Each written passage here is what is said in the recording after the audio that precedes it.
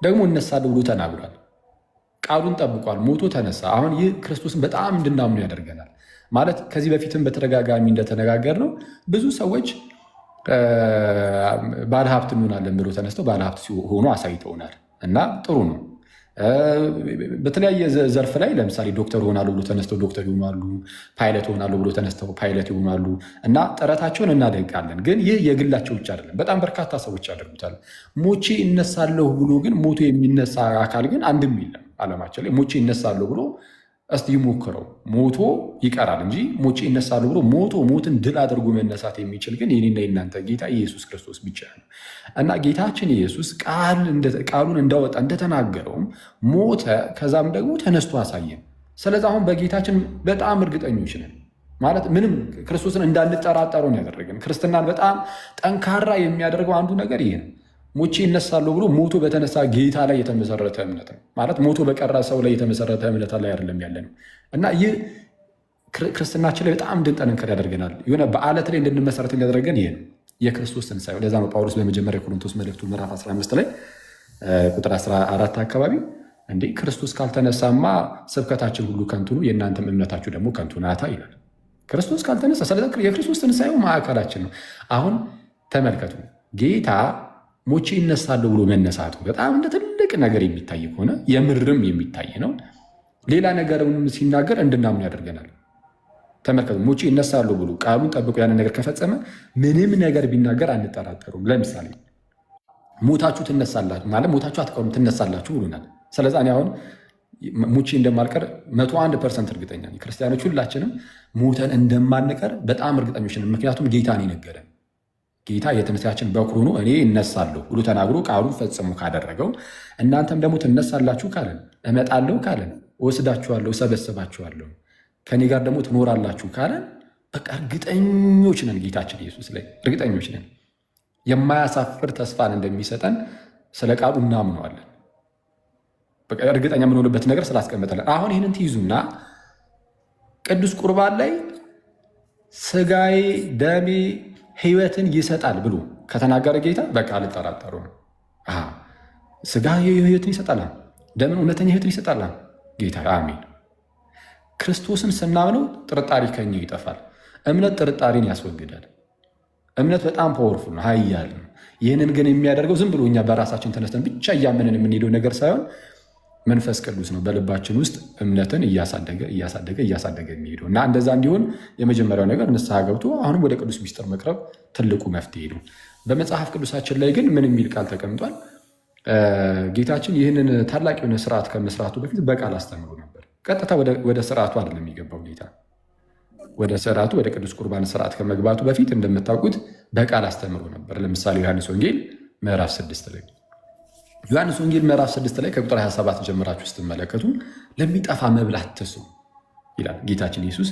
ለሚጠፋ መብል አትስሩ፣ የሰው ልጅ ለሚሰጣችሁ ለዘላለም ሕይወት ለሚኖር መብል ይልቁንም ስሩ ይላል።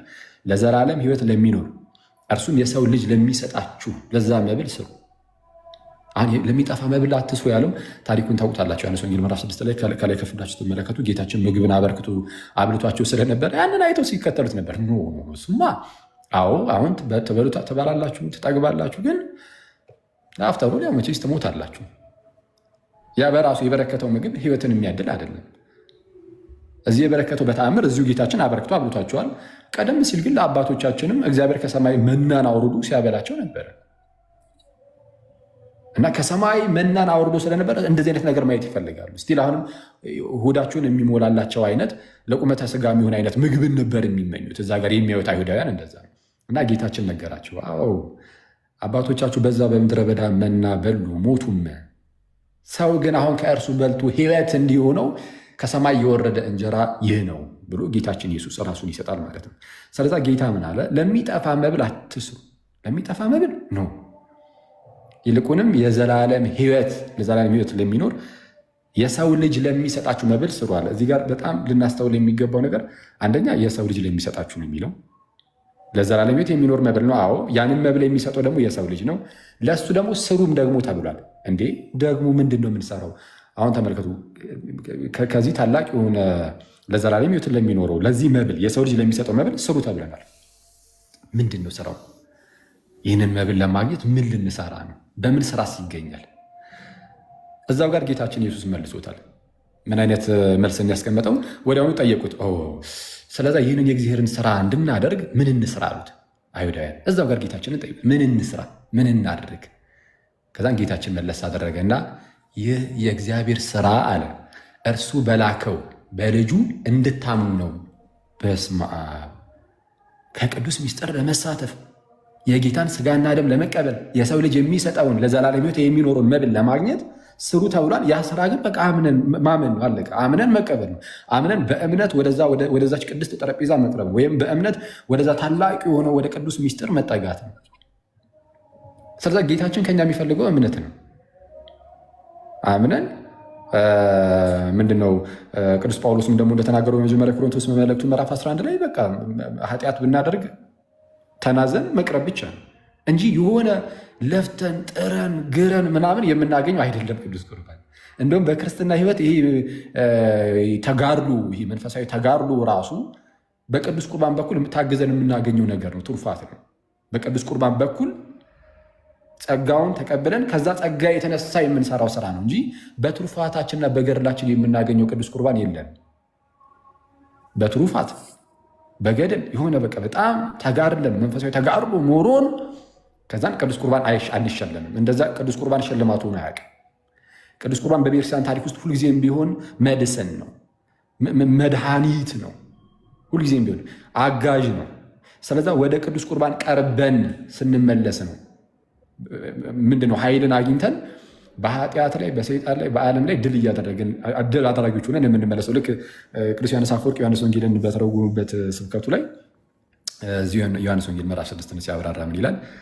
እንግዲህ ወደዚች ወደ ቅድስት ጠረጴዛ እንቅረብ ይላል። ቅድስት ጠረጴዛ የሚለው መሰዊያውን ነው፣ ወይም እኛ ታቦት እያለን የምንጠራውን ማለት ነው። ወደ ቅድስት ጠረጴዛ እንቅረብ፣ ወደ ቅዱስ ቁርባን ማለት ነው እንቅረብ። ስለዚህም ከቅዱስ ምስጢር እንሳተፍ ማለት ነው፣ ከቅዱስ ቁርባን እንካፈል ይልና እሳት እንደሚያጋሳ አንበሳም ለሰይጣን አስፈሪ ሆነን እንመለስ ይላል። አስቡት፣ አንበሳ በራሱ ምን ያህል አስፈሪ እንደሆነ ታውቃላችሁ። አንበሳ አስፈሪ ነው፣ ተኝቶ እንኳን ያስፈራል። እንደውም ቅዱስ ዮሐንስ አፈወርቅ የጌታችንን ሞት ሲያነሳም አንበሳን ያነሳል። ጌታ በመስቀል ላይ እያንቀላፋ ራሱ እየሞተ እያንቀላፋ አለት ይሰነጠቃል፣ መሬቶች ይንቀጠቀጣሉ፣ የቤተ መቅደስ መጋረጃ ይቀደዳል። እዛ ጋር የጲላጦስ ሚስት ትጨነቃለች እና ከሞቱ ሰዎች ከምድር ብዙዎች ይነሳሉ እና ጌታችን ኢየሱስ ሞቱ ራሱ አስደንጋጭ ነው፣ አስፈሪ ነበረ እና ይህንን ያነሳና ቅዱስ ዮሐንስ አፈወርቅ ይላል አንበሳ አንቀላፍቶ ራሱ ተረበን ነው፣ በጣም ያስፈራል ይላል። ጌታችን የምርም ከይሁዳ ነገድ የሆነ አንበሳ ስለሆነ ማለት ነው። እና ምንድን ነው